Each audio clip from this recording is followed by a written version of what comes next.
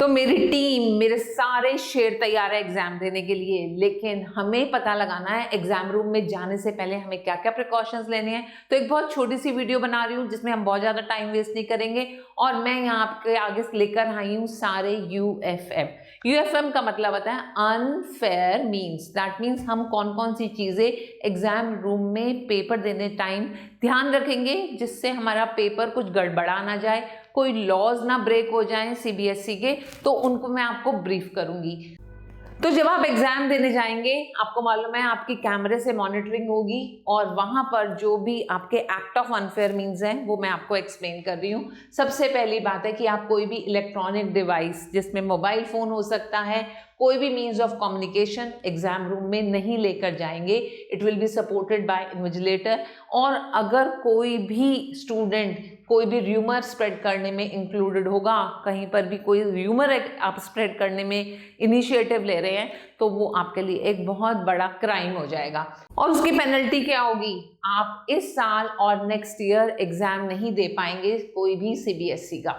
अब मैं बात कर रही हूँ लिस्ट ऑफ परमिटेड आइटम्स। कौन कौन सी आइटम्स हैं जो आप एग्जाम रूम में लेकर जा सकते हैं? आपका एडमिट कार्ड, आपका स्कूल आई कार्ड, जो रेगुलर स्टूडेंट्स हैं उनका स्कूल आई कार्ड होगा, एंड अगर कोई प्राइवेट स्टूडेंट है उसका एडमिट कार्ड या कोई भी आपकी गवर्नमेंट आईडी, उसमें आपका आधार कार्ड हो सकता है जिसमें आपकी फोटोग्राफ लगी हुई हो।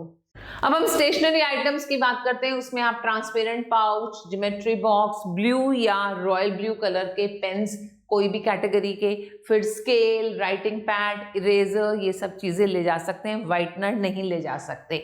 देन हम बात करते हैं वॉचेस की, तो आपकी एनालॉग वॉच हो सकती है, एंड मेक श्योर आप ट्रांसपेरेंट वाटर बॉटल ही ले जा सकते हैं। उसके अलावा metro card, bus card and money. So these are the things which you can carry in your examination hall. अब क्या क्या चीज़ें बार्ड हैं? तो कोई भी स्टेशनरी आइटम जिसके ऊपर कुछ भी प्रिंटेड हो, उसके अलावा कागज़ के टुकड़े, कैलकुलेटर, ये सब चीज़ें आप नहीं ले जा सकते हैं। और कुछ डिसेबल बच्चे होते हैं, सिर्फ जो डिसेबल्ड बच्चे हैं जिनको परमिशन मिली हुई है वो कैलकुलेटर ले जा सकते हैं। Then pen drives, calculator, log tables, then electronic pen, scanners, ये सब चीज़ें स्ट्रिक्टली प्रोहिबिटेड है। अलॉन्ग विद दैट कोई भी कम्युनिकेशन डिवाइस जिसमें आपका मोबाइल हो सकता है, ब्लूटूथ हो सकता है, ईयरफोन्स हो सकते हैं, microphone, pager, then your health band, smart watch, cameras, ये सब चीज़ें बार्ड हैं। Then talking about other things, wallet, goggles, hand bags, pouches, ये सब भी आप एग्जाम हॉल में नहीं लेकर जाएंगे। एंड कोई भी ईटेबल आइटम, कोई भी पैक्ड ईटेबल आइटम नहीं जाएगा except for diabetic students. And any other item जो भी अनफेयर मीन्स मानी जाए, चीटिंग का साधन मानी जाए, वो आप एग्जाम रूम में नहीं लेकर जा सकते। So use of above similar items will be treated as unfair means category. और अगर आप अनफेयर मीन्स कैटेगरी में आ जाते हैं तो आपको पनिशमेंट मिलती है। तो पनिशमेंट की भी डिफरेंट कैटेगरीज हैं। मैं उन कैटेगरीज को आपको जल्दी से बताती हूँ जिससे आप एग्जाम रूम में जाएं तो बहुत सतर्क रहें। तो फर्स्ट कैटेगरी में आता है previous year question papers, then writing questions और answers on any material other than answer books. इसका मतलब आप सिर्फ आंसर शीट पर ही अपने आंसर लिख सकते हैं। Then tearing of pages from your answer sheet, बिल्कुल भी अपनी आंसर शीट को टैम्पर नहीं करना, उसको टीयर नहीं करना। उसका कोई भी पेज अगर रिमूव हो जाता है तो आपका paper cancel. Along with that, contacting or communicating or trying to do so with any person other than examination staff. Exam जो हॉल में इन्विजिलेटर्स हैं उनके अलावा आप किसी से बात नहीं करेंगे, शांति से जाएंगे, अपना एग्जाम में अपीयर करेंगे। और कोई भी कॉपिंग मटेरियल आपके पास है, कुछ भी कॉपी करने के लिए बिट्स ऑफ पेपर आप लेकर गए हैं, आपके पास कोई भी ऐसी चीज़ मिली, इसका मतलब आप एक अनफेयर मीन के रिसोर्स बन गए हैं। एंड ब्रीचिंग एग्जामिनेशन रूल्स और any direction issued by CBSE time to time. तो टाइम टू टाइम आपको सीबीएसई वहाँ पर आपके टीचर्स जो भी इंस्ट्रक्शंस देते रहेंगे, अगर उनको नहीं फॉलो किया इसका मतलब आपने सीबीएसई का रूल तोड़ दिया। सेकेंड कैटेगरी में आता है affixing or uploading fabricated photograph on admit card. Admit card के ऊपर कोई भी fabrication photograph नहीं लगना चाहिए. Erasing और obliterating any information printed on answer books. जो आपको आंसर कॉपीज मिलेंगी उसके ऊपर जो ऑलरेडी चीज़ें प्रिंटेड है, कोई भी चीज़ को आप टच नहीं करेंगे, सिर्फ अपने आंसर्स को ही लिखेंगे.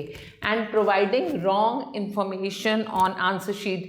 आंसर शीट पर बहुत बार ऐसा होता है, बच्चे रिक्वेस्ट लिख देते हैं हमें पास कर देना, कभी कभी अपना नेम लिख देते हैं, भगवान का नाम लिख देते हैं, या कोई भी ऐसी चीज़ें अपनी आइडेंटिटी के लिए लिख देते हैं. तो वो चीज़ें भी अगर आप लिख देंगे तो समझ लो आपका पेपर कैंसिल हो जाएगा. Having कॉपिंग material in his or her possession, then it will also be considered as unfair means. Having communicating with other students, आप किसी भी बच्चे से वहाँ पर बात नहीं करेंगे या असिस्टेंट सुपरिटेंडेंट से बात नहीं करेंगे जब तक ज़रूरत नहीं होगी. तो डिसेंटली जाकर बैठेंगे, सारे रूल्स को फॉलो करेंगे और अपने एग्ज़ाम को देकर बाहर आ जाएंगे. किसी बच्चे की आपने हेल्प भी नहीं करनी है. ऐसा नहीं है आप चीटिंग कर रहे हैं तो आप पाप कर रहे हैं, आप चीटिंग करवा रहे हैं तब भी आप पापी हैं, और वो अनफेयर मीन्स में ही आपका क्राइम हो जाएगा. Giving assistance to other students, आपने किसी भी बच्चे की हेल्प नहीं करनी है डायरेक्टली और इनडायरेक्टली, और किसी भी बच्चे से हेल्प नहीं लेनी. इन सबको याद रखेंगे. अब आते हैं थर्ड कैटेगरी में.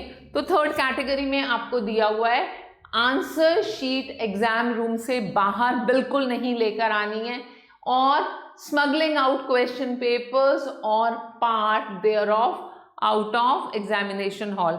एग्जामिनेशन हॉल से आप क्वेश्चन पेपर जो आपको मिलेगा उसके अलावा कुछ भी बाहर नहीं लेकर आएंगे. स्मगलिंग आउट आंसर बुक्स, वहाँ पर जो एक्स्ट्रा आंसर बुक्स आपको 20 सप्लीमेंट्री कॉपीज मिलती हैं वो लेकर भी आप एग्जामिनेशन हॉल से बाहर नहीं आ सकते.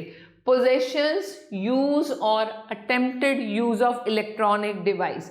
That means अगर आपने कोई भी इलेक्ट्रॉनिक डिवाइस को वहाँ यूज किया, it will be considered as unfair means. Apart from that, आप वहाँ पर किसी भी इन्विजिलेटर या चेकिंग स्टाफ के साथ कोई भी गंदी लैंग्वेज, अब्यूजिंग लैंग्वेज या थ्रेटनिंग लैंग्वेज को यूज नहीं करेंगे. इंडल्जिंग इन वॉयलेंस, एग्जाम के टाइम में कोई लड़ाई झगड़ा नहीं करना, वो भी एक क्राइम होगा और आपका एग्जाम कैंसिल हो जाएगा. फोर्सफुल एंट्री और exit from the examination hall, इसका मतलब आप फोर्सफुली टाइम से पहले अंदर नहीं जा सकते, टाइम से पहले बाहर भी नहीं आ पाएंगे. तो इस चीज़ को भी आपने बिल्कुल अपने माइंड में क्लियर रखना है.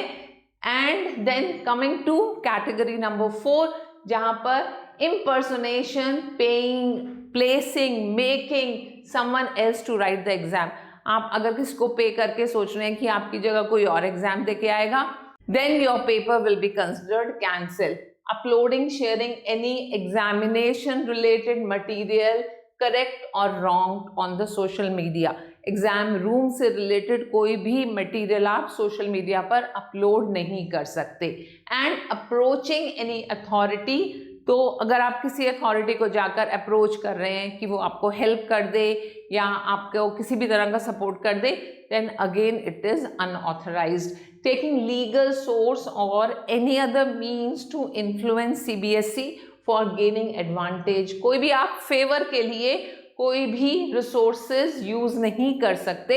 जब आप एग्ज़ाम देने जा रहे हैं, आप एक ऑर्डिनरी कैंडिडेट हैं, ऑर्डिनरी कैंडिडेट की तरह एक सारे जो भी नियम बने हैं उनको फॉलो करते हुए एग्जाम देने जाएंगे और उन नियमों का पालन करेंगे.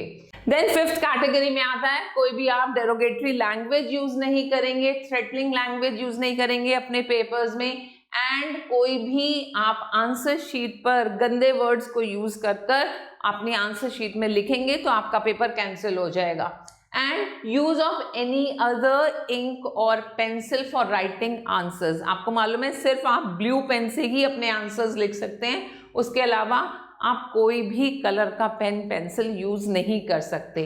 Then having attaching any currency, बहुत बच्चे सोचते हैं हम वहाँ पर नोट स्टैपल करके आ जाएंगे 200 का 500 का, तो वो सब चीज़ें भी बिल्कुल क्राइम है. इस बात को अपने माइंड में बिल्कुल क्लियरली लिख लो कि कोई भी इन्विजिलेटर इससे इम्प्रेस नहीं होता. एंड आपका पेपर बिल्कुल कैंसिल हो जाएगा। तो इन सब रूल्स को माइंड में रखकर एक बिल्कुल शरीफ बच्चे की तरह आप एग्जाम देने जाएंगे, शांति से बैठकर कंसंट्रेट होकर अपने एग्जाम को देंगे और पीसफुली बाहर आ जाएंगे। आपका हाथ ईश्वर ने पकड़ा हुआ है। My all best wishes to you. Make sure you are not caught in any UFM, unfair means. My all blessings to you.